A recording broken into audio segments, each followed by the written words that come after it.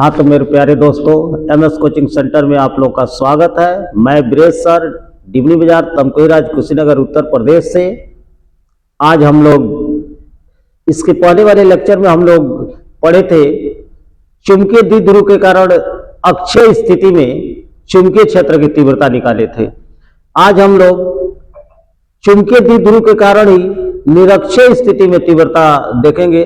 आज के लेक्चर में हम लोग निरक्षीय स्थिति में चुंबकीय द्विध्रुव के कारण निरक्षीय स्थिति में तीव्रता, इसके पहले वाले लेक्चर में हमने अक्षीय स्थिति में तीव्रता देखे थे। आज हम लोग निरक्षीय स्थिति में आपका जो है तीव्रता निकालेंगे। तो आइए देखते हैं चुंबकीय द्विध्रुव के कारण निरक्षीय स्थिति में तीव्रता कैसे होगा। आपका एक बार स्लाइड थोड़ा सा चेंज कर लेने दीजिए। चलिए, तो चुंबकीय द्विध्रुव के कारण ध्यान दीजिएगा, चुंबकीय द्विध्रुव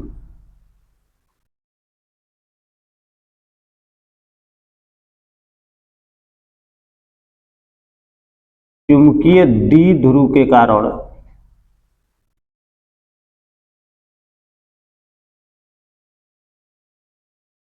चुंबकीय द्विध्रुव के कारण निरक्षीय स्थिति में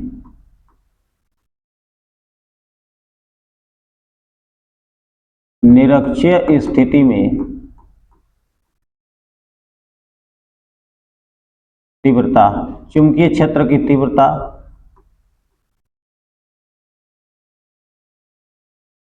चुंबकीय क्षेत्र की तीव्रता निकालेंगे।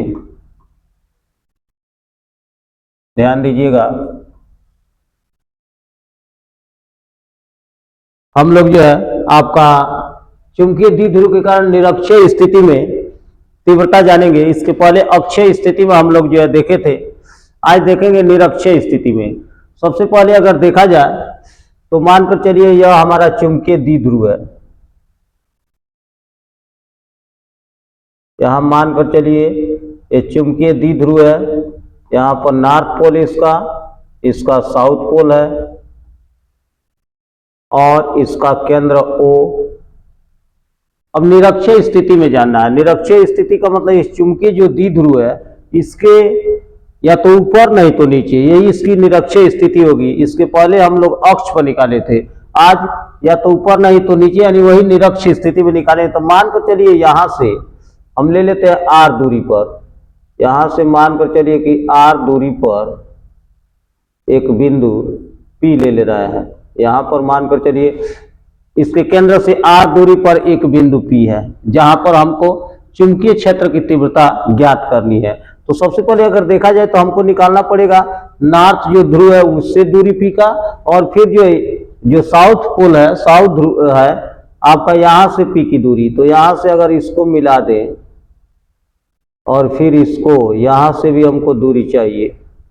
अब देखा जाए तो ये जो है आपका चुंबकीय द्विध्रुव है, तो यहाँ दूरी ये L होगा और पुनः ये भी L होगा, क्योंकि द्विध्रुव के बीच की दूरी 2L होता है। बीच में केंद्र है तो L और L मिलकर फिर 2L हो जाएगा। अब अगर देखा जाए इसकी दूरी, चूंकि हमको नॉर्थ पोल से एक बार P पर निकालेंगे, एक बार साउथ पोल से P पर निकालेंगे। तो नॉर्थ पोल से अगर P की दूरी देखें तो यहाँ अगर ये ट्रायंगल ले ले तो यह जो आधार है ये लंब है, इसका कोण निकाले तो कोण निकालेंगे तो ये निकलेगा हमारा R square plus L square, यह हो जाएगा। उसी तरह इसका अगर निकाले तो ये भी उतना ही होगा आपका R square plus L square होगा। समझ में आ रहा है ये बात को? अरे भाई ये ट्रायंगल है, त्रिभुज है, तो ये आपका आधार है, ये लंब है, तो कोण निकालने के अंडर रूट आधार का वर्ग प्लस लंब का वर्ग, ये आपका फिर वही दूरी ये भी होगा। अब देखिए, अब यहां से अगर देखा जाए तो नॉर्थ पोल से और साउथ पोल से दोनों के कारण P पर निकालेंगे। तो नॉर्थ पोल से अगर देखा जाए तो ये दूरी जो है आपका इसकी दिशा इधर होगा, और इस साउथ पोल में देखा जाए तो ये दिशा इधर होगा। इधर होगा B1 और इधर हो जाएगा B2। ये हमारा आपका जो है डायरेक्शन हो जाएगा। चुंबकीय द्विध्रुव के कारण जो डायरेक्शन होगा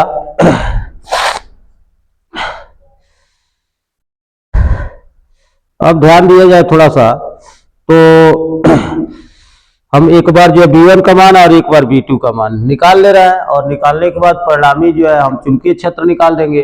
तो सबसे पहले माना वगैरह मान लेंगे कि माना एक चुंबकीय द्विध्रुव है जिसके अक्ष पर निरक्ष पर r दूरी पर एक बिंदु P स्थित है, जहां पर हमको चुंबकीय क्षेत्र की तीव्रता ज्ञात करनी है। ध्रुव यम से P की दूरी √r² प्लस L²।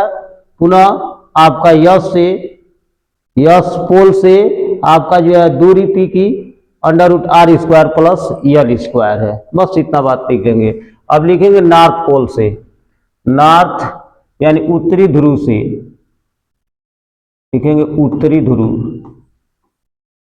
उत्तरी ध्रुव से उत्तरी ध्रुव के कारण, उत्तरी ध्रुव के कारण बिंदु P पर, बिंदु P पर चुंबकीय क्षेत्र की तीव्रता, चुंबकीय क्षेत्र की तीव्रता की बात करें B1, तो B1 इक्वल टू हो जाएगा, सूत्र आपने पढ़ चुके हैं, आप लोग जो है सूत्र पढ़े हैं चुंबकीय क्षेत्र के, कि μ0/4π इंटू यम अब बाई r²। यम ध्रुव प्रबलता है, इसकी ध्रुव प्रबलता मान लीजिए यम है प्लस का माइनस का आई, इसको जो है ध्रुव प्रबलता, एक चुंबकीय द्विध्रुव है तो इसकी ध्रुव प्रबलता यम होता है, तो वही स्मॉल यम लिख दिए हैं। और r², तो r² को वही दूरी का वर्ग, तो यम से P की दूरी है √r² प्लस L², तो लिख देंगे √r² प्लस L², और इसका हो जाएगा स्क्वायर। अब देखा जाए तो B1 इक्वल टू लिख सकते हैं μ0/4π इंटू यम अपान, ये स्क्वायर करेंगे तो अंडर रूट हट जाएगा r² प्लस L²।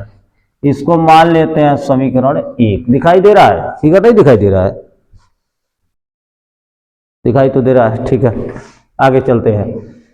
ये इक्वेशन फर्स्ट है। उसी तरह अब जो हम निकालेंगे दक्षिणी ध्रुव के कारण, दक्षिणी ध्रुव के कारण, दक्षिणी ध्रुव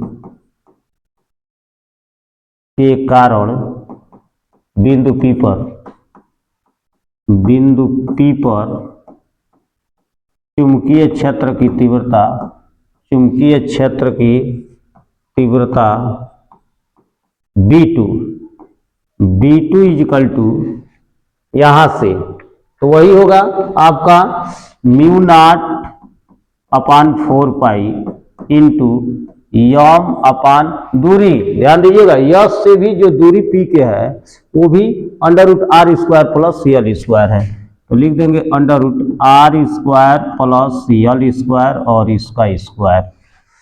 अब यहां से B2 की वैल्यू निकालें तो μ0/4π इंटू यम बाई स्क्वायर करेंगे तो वही अंडर रूट हटेगा, यानी r² प्लस L²। इसको मान लेते हैं इक्वेशन सेकंड।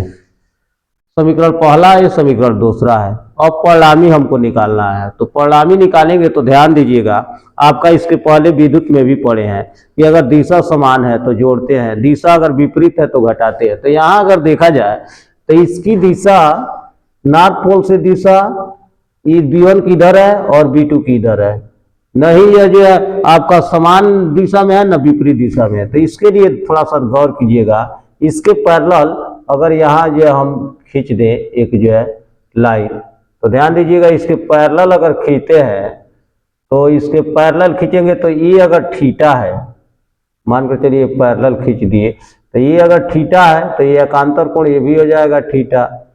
पुनः अगर इसको दे बात करें तो यहाँ थीटा है तो ये भी हो जाएगा थीटा। एकांतर कोण से ये समांतर रेखा इसको तिर्यक रेखा काट रही है तो एकांतर कोण बराबर होते ही है, तो यह थीटा हो जाएगा। अब थोड़ा गौर कीजिएगा, आपका इसमें दो घटक होते हैं, थोड़ा सा यहाँ ध्यान दीजिएगा। आपका ये हमारा जो है ऐसे घटक है, तो ऐसे घटक है तो एक जो है ये साइन B1 साइन थीटा हो जाएगा, इधर साइन थीटा होगा, नीचे भी, चूंकि लंब घटक ऊर्ध्व घटक जो होते हैं साइन थीटा होते हैं और जो क्षैतिज घटक होते हैं वो काश थीटा होते हैं, तो ऊपर भी साइन थीटा नीचे भी साइन थीटा, साइन थीटा बर्बाद हो जाएगा, बाकी बचेगा इस थीटा के cos थीटा हो जाएगा, और जो B1 cos थीटा, और इसके लिए भी हो जाएगा B2 cos थीटा। ये एक ही दिशा में होगा, दोनों की दिशा सेम हो जाएगी। तो दोनों की दिशा यदि सेम हो जाएगी तो इसके लिए हमारा परिणामी जो निकलेगा, परिणामी हम जो है तीव्रता निकाले, तो यहाँ ध्यान दीजिएगा, यहाँ भी हो जाएगा B1 cos थीटा और की दिशा इधर होगा, और फिर जो है B2 cos थीटा का भी दिशा इधर ही होगा, B2 cos थीटा। तो सब मिला जुला कर आप ध्यान दीजिएगा, परिणामी जब निकलेगा, परिणामी चुंबकीय क्षेत्र की तीव्रता, चुंबकीय क्षेत्र की तीव्रता B equal to B1 cos theta, B1 cos theta और प्लस B2 cos थीटा, यह हो जाएगा हमारा परिणामी तीव्रता, परिणामी वैद्युत क्षेत्र की तीव्रता निकलेगा। अब थोड़ा सा गौर कीजिएगा, आपका अगर देखा जाए तो B1 और B2 दोनों का मान इक्वल है। समीकरण 1 और 2 की बात करें, समीकरण 1 तथा 2 से यहाँ लिख सकते हैं, समीकरण 1 तथा 2 से अगर देखा जाए तो B1 बराबर है B2, जितना B1 का मान है वही मान B2 का है। B1 और B2 दोनों जो है इक्वल है, तो इक्वल है तो यहाँ लिख सकते हैं B इज इक्वल टू, यहाँ ध्यान दीजिए, B1 cos theta plus B2 cos theta को लिख सकते हो B1 cos थीटा और प्लस, यहाँ भी चाहे तो B1 cos थीटा लिख सकते हैं। दोनों इक्वल है, B1 और B2 इक्वल है, तो B1 की जगह B2 या B2 की जगह B1 लिखे, बात एक ही हुआ। तो यहाँ अगर देखा जाए तो B बराबर इसको लिख सकते हैं 2B1 cos थीटा, भाई B1 cos theta, B1 cos theta, 2B1 cos theta. यहाँ से अगर बात करें B इक्वल टू, तो 2 इंटू B1 का मान भरे या B2 का मान, दोनों तो बराबर ही है, तो लिख सकते हैं mu naught by 4 pi into, अब रहा बात cos थीटा, तो cos थीटा का मान यहाँ अगर इस त्रिभुज में देखे या इसमें देखे तो cos थीटा बराबर होता है आपका आधार बटे कोण, तो आधार है यल और कोण है R square plus L square, तो इसको लिख सकते हैं आपका यल, एक मिनट थोड़ा सा इसका पूरा मान पहले लिख ले, आपका B1 का मान mu naught by 4 pi into M by R square plus L square और इंटू cos थीटा का मान आधार बटे कोण है under root R square plus L square, ये हमारा मान हो जाएगा। अब यहां से अगर B का मान निकाले तो B इक्वल टू, यहाँ ध्यान दीजिए, B इक्वल टू 2 गुणे mu naught by 4 pi into यम उस तरह उतार ले रहा है बटे, यहाँ ध्यान दीजिएगा R square plus L square, इसकी पावर अगर देखा जाए तो कुछ नहीं यानी 1 है, इंटू यल बाई, इसको अंडर रूट को न लिखकर हम लिख सकते हैं R square plus L square है, इसका 1/2 लिख सकते हैं, करनी में है तो करनी को जब हटाएंगे तो 1/2 कर सकते हैं। इसको लिख सकते हो B बराबर 2 गुणे mu naught by 4 pi into, यहाँ ध्यान दीजिएगा इस पर पावर 1 है, इस पर 1/2 है, इसका पावर 1 है, इसका 1/2 है, अगर दोनों गुणा में घात जुट जाता है तो 1 में 1/2 जोड़े तो 2 1 2 3/2 हो जाएगा, तो इसको लिख सकते हो यम बटे R square plus L square, इसका पावर हो जाएगा 3/2। अब थोड़ा सा ध्यान दीजिएगा, इसको लिख सकते हो B equal to mu naught by 4 pi into, अब थोड़ा ध्यान दीजिएगा, अब जो है आपका काम का 2 को अंदर कर दे रहा है तो 2, और इसके साथ साथ चूंकि यल भी है तो यल लिख दे रहा है, अब यह हो जाएगा 2 यम यल अपान, यहाँ यल छूटा था, यल वही यल यहाँ रख दिया, तो 2 यम यल हो गया अपान, यह हो जाएगा R square plus L square और इसका हो जाएगा 3/2। कोई दिक्कत समस्या यहाँ तक दिखाई दे रहा है वहां? चलिए इसके बाद ध्यान दीजिए थोड़ा सा, आर का मान जो होता है यल की तुलना में बहुत बड़ा होता है, या कह सकते हो यल का मान आर की तुलना में अत्यंत छोटा होता है, यानी आर जो होता है वह जो है बहुत बड़ा होता है किससे, यल से। तो आर का मान यदि यल से बहुत बड़ा होता है तो यल को नगण्य मान लेंगे। तो यल को अगर नगण्य मान ले तो केवल आर बचेगा। तो यहां पर हो जाएगा आपका B equal to mu naught अब बाई 4 पाई इंटू, अब यहां देखिएगा 2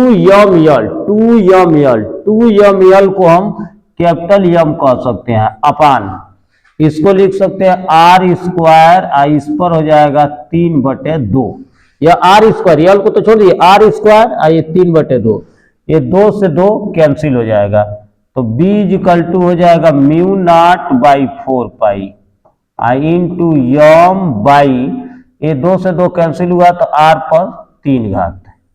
ये हमारा निरक्षीय स्थिति में चुंबकीय द्विध्रुव के कारण निरक्षीय स्थिति में चुंबकीय क्षेत्र की तीव्रता B equal to mu naught by 4 pi into M by R cube, ये हमारा निरक्षीय स्थिति में चुंबकीय क्षेत्र की तीव्रता है। किसी तरह की कोई अगर समस्या हो रहा है, दिक्कत है, तो 1-2 बार वीडियो को बैक करके देख लीजिएगा, अवश्य ही आपका पूर्ण रूप से समझ में आ जाएगा। स्क्रीनशॉट ले लीजिए।